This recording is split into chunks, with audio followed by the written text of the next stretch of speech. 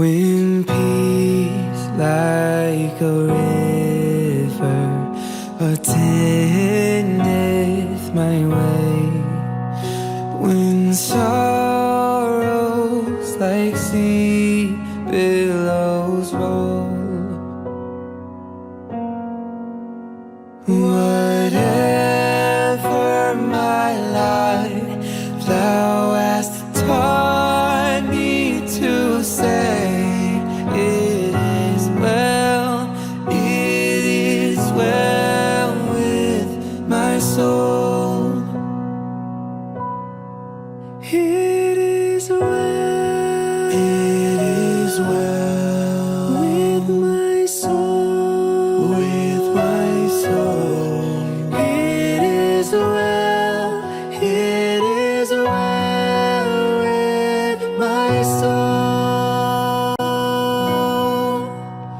My sin, know the bliss of this glorious thought. My sin, not in part, but the whole,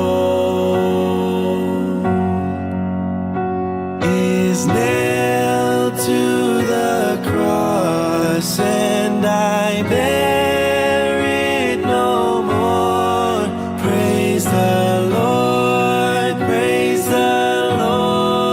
oh my soul. Selamat malam rekan-rekan pemuda, pemudi dan juga kaum bapak yang dikasihi dan diberkati oleh Tuhan Yesus Kristus. Salam jumpa dan salam sehat untuk kita bersama dalam khotbah online ibadah Pelkat PKB dan GP malam ini. Kita akan kembali belajar dari firman Tuhan yang akan kita baca dan kita bahas bersama di dalam perenungan pada malam hari ini. Namun sebelumnya, saya mengajak bapak-bapak dan juga pemuda-pemudi untuk kita satukan hati kita di dalam doa mohon bimbingan Roh Kudus. Mari kita berdoa. Bapa di surga, kami datang memohon pertolongan Tuhan dalam bimbingan Roh Kudus, agar kami mampu mengerti kehendak Tuhan melalui firman-Mu pada malam hari ini. Tuhan tolong kami, Tuhan teguhkan kami, Tuhan mampukan kami untuk tidak sekedar mengerti dan memahami firman Tuhan, namun dimampukan untuk melakukan di tengah-tengah kehidupan kami di dalam dunia ini. Bapa di surga, bersabdalah, kami siap mendengarkan firman-Mu. Amin. Bapak-bapak dan rekan-rekan pemuda, pemudi yang dikasihi Tuhan, pembacaan Alkitab pada ibadah Pelkat PKB dan GP malam hari ini terambil dari kitab Amsal pasal 27 ayat 5 dan ayat yang ke-6, menyatakan demikian: lebih baik teguran yang nyata-nyata daripada kasih yang tersembunyi. Seorang kawan memukul dengan maksud baik, tetapi seorang lawan mencium secara berlimpah-limpah. Demikianlah bacaan firman Tuhan bagi kita bersama pada malam hari ini. Terpujilah Tuhan Yesus Kristus. Haleluya. Kasih-kekasih Tuhan, dalam kehidupan yang kita jalani sebagai manusia, tentu dihiasi dan diisi dengan berbagai peran. Ada yang berperan sebagai teman, ada yang berperan dalam kehidupan sebagai lawan, sebagai musuh, atau sebagai orang yang menganggap diri kita sebagai rival atau seteru dalam hidup mereka. Nah, God bless itu menyatakan dalam kidung atau nyanyian yang dinyanyikan bahwa dunia ini seperti panggung sandiwara. Artinya, semua orang memiliki peran, semua orang memiliki posisinya masing-masing di dalam menjalani proses kehidupan. ketika kita memaknai bahwa dunia ini seperti panggung sandiwara, dunia ini seperti sebuah teater, sebuah pertunjukan, sebuah show, ataupun sebuah film atau drama-drama yang sering dimainkan atau sering ditampilkan, maka tiap-tiap peran itu memiliki karakteristiknya sendiri-sendiri. Kekasih-kekasih Tuhan, Salomo sebagai penulis Amsal membantu kita, menolong kita malam hari ini untuk mendudukkan atau memahami konsep sahabat dan konsep lawan, konsep musuh dalam kehidupan. Dinyatakan dalam bacaan kita pada malam hari ini bahwa teguran yang nyata-nyata, teguran yang disampaikan secara terbuka, secara transparan, itu jauh lebih baik daripada kasih yang tersembunyi. Apa artinya?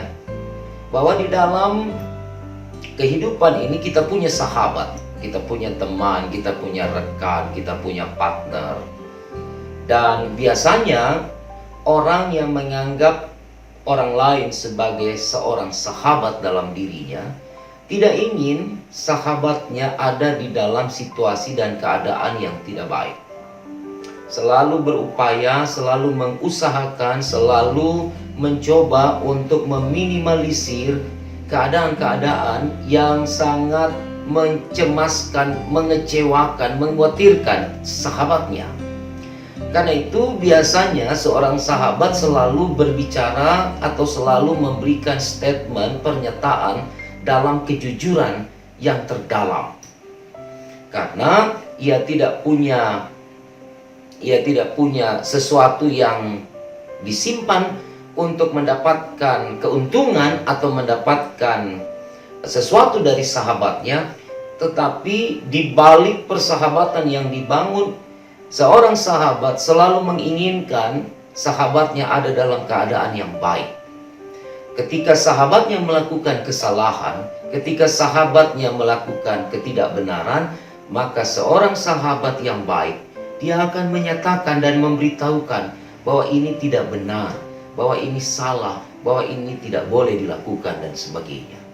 Mungkin statement, pernyataan, atau bahkan teguran itu kadangkala menyakitkan, kadangkala berdampak atau membuat sahabatnya ada di dalam ketidaknyamanan diri.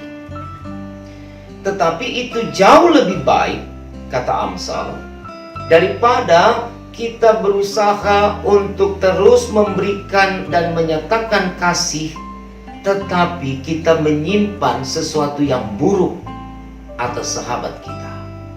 Kita berlagak di depannya baik, kita menganggap bahwa sahabat kita fine-fine, tidak ada masalah.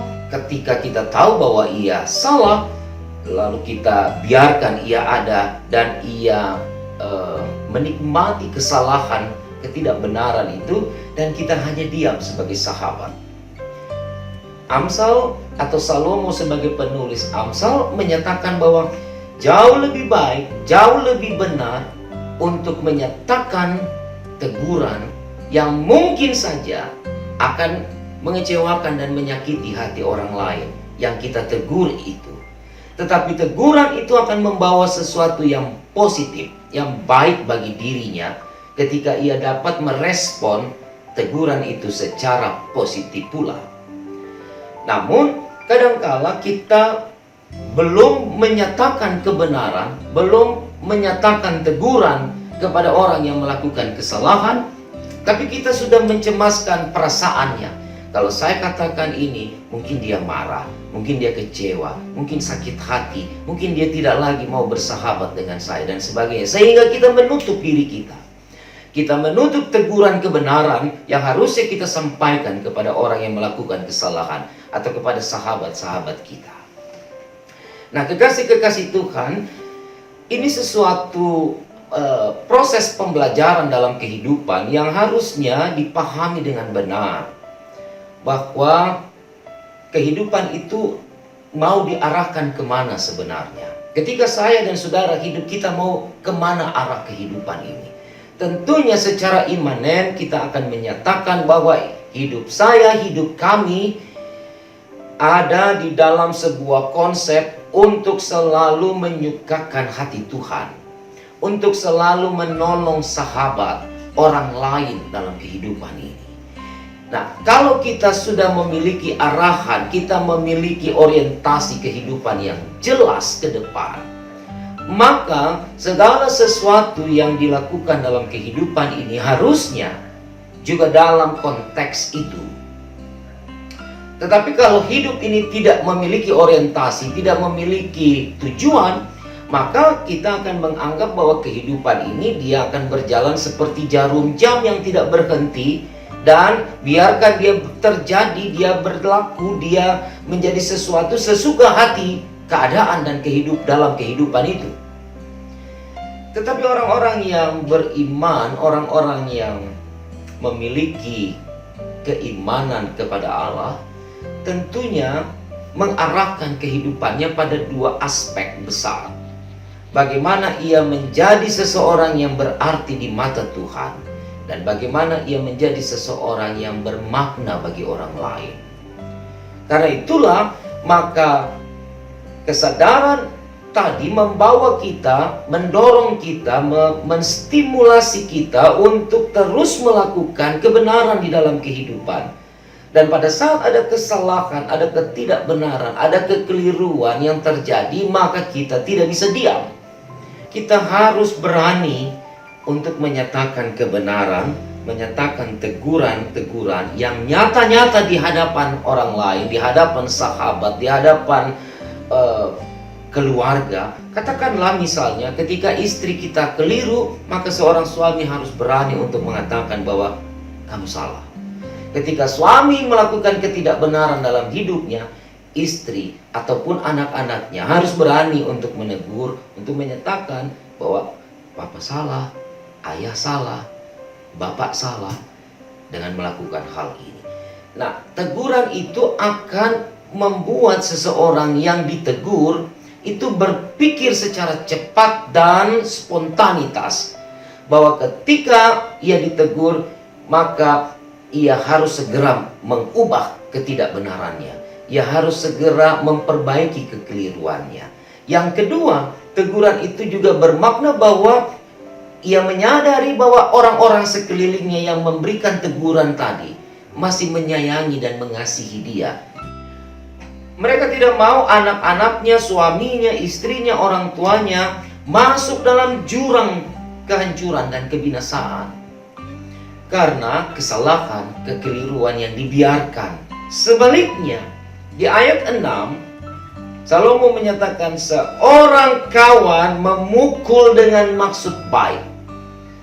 Dia menjelaskan ayat 5 tadi, bahwa teguran yang nyata-nyata itu jauh lebih baik daripada kasih yang tersembunyi. Pukulan yang nyata-nyata itu ditegaskan dan dijelaskan di ayat 6. Seorang kawan memukul dengan maksud baik. Jadi teguran itu diibaratkan sebagai sebuah pukulan. Namanya pukulan tentu sakit. Siapa yang dipukul, jangankan dipukul saudara, ditempeleng saja itu kita sudah merasakan sakit, apalagi dipukul. Karena itu sebuah pukulan dari seorang kawan, itu pasti konsekuensinya orang yang dipukul akan merasakan sakit. Tapi kesakitan yang dialami dan dirasakan itu bermaksud baik untuk mengubah kesalahan, ketidakbenaran, kekeliruan yang dilakukan oleh sahabat kita, oleh kawan kita. Oleh sebab itu dilanjutkan di ayat 6, tetapi perhatikan saudara ya, seorang lawan mencium secara berlimpah-limpah. Lawan itu akan memberikan ciuman. Lawan itu akan memberikan harapan. Seakan-akan mereka berempati, bersimpati dengan kita dalam kesalahan kita. Saudara ingat kisah Yudas di Taman Getsemani. Ketika Tuhan Yesus sedang berdoa dengan murid-murid, Yudas datang dengan pasukan Romawi dan pasukan Yahudi untuk menangkap Yesus. Apa yang dilakukan oleh Yudas? Dia datang dan dia mencium gurunya, rabinya, Tuhannya. Ciuman Yudas adalah ciuman tanda pengkhianatan. Ciuman tanda ia menyerahkan orang yang teramat baik atas dirinya kepada musuh-musuh mereka. Ciuman seorang lawan secara berlimpah-limpah janganlah dianggap sebagai sesuatu yang memberikan spirit bagi kita. Tetapi ingat, itu adalah jebakan. Ciuman itu akan menghipnotis iman kita supaya iman kita tidur, iman kita tidak bekerja, lalu kemudian mereka akan menguasai kehidupan kita. Iblis akan masuk untuk memporak-porandakan kehidupan kita dengan tanda ciuman lawan yang berlebih-lebihan. Kekasih-kekasih Tuhan, ini dua hal yang kontradiktif. Harusnya kawan itu mencium, sahabat itu memberikan pelukan, lawan, musuh itu memberikan pukulan, tamparan. Tetapi keadaannya dibalik oleh Amsal untuk mengingatkan kita, untuk memberikan sebuah warning, sebuah peringatan yang sangat tegas kepada kita, bahwa dalam kehidupan ini tidak selamanya teman, sahabat, kawan itu akan merangkul, mencium, dan memeluk kita. Ada kalanya mereka akan menampar, memukul, bahkan menegur kita dengan kuat, dengan sangat keras. Tetapi apa yang dilakukan itu punya tujuan dan maksud yang baik. Saudara-saudara, saya pernah hidup di wilayah pedalaman Kalimantan dan sering memasang jerat.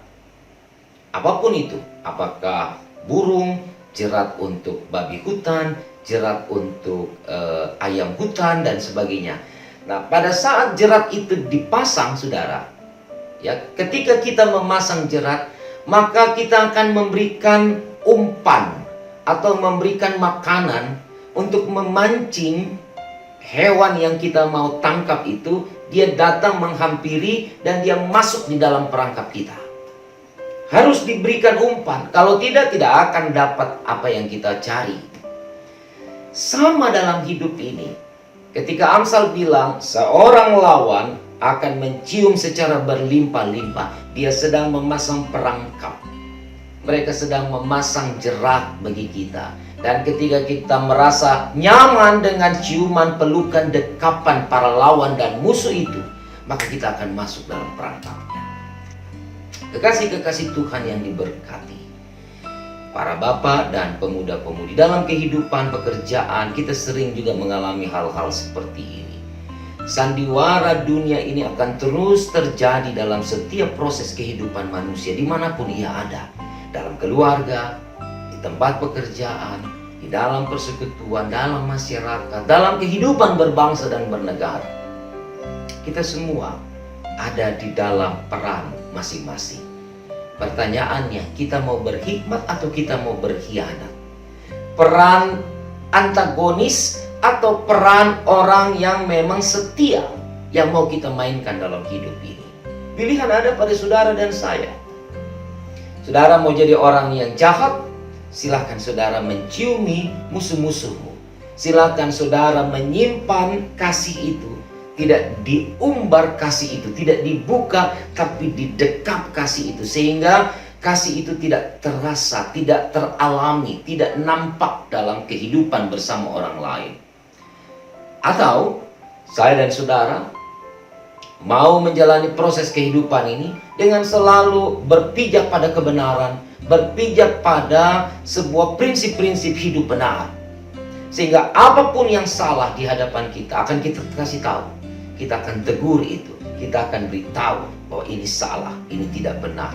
meskipun itu menyakiti orang lain, meskipun itu akan membuat dan berdampak dalam sebuah relasi kita dengan orang lain, tapi kita selalu punya maksud baik untuk menyampaikan kebenaran-kebenaran kehidupan, supaya orang yang hampir masuk dalam jurang, mereka bisa di stop, mereka bisa ditahan, dan mereka bisa kembali ada dalam proses kehidupan yang benar.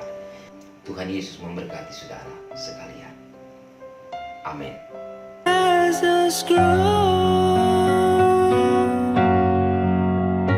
the trump shall resound, and the Lord shall descend. Even so, it is well with my soul. It is well with my soul. With my soul. It is well with my soul.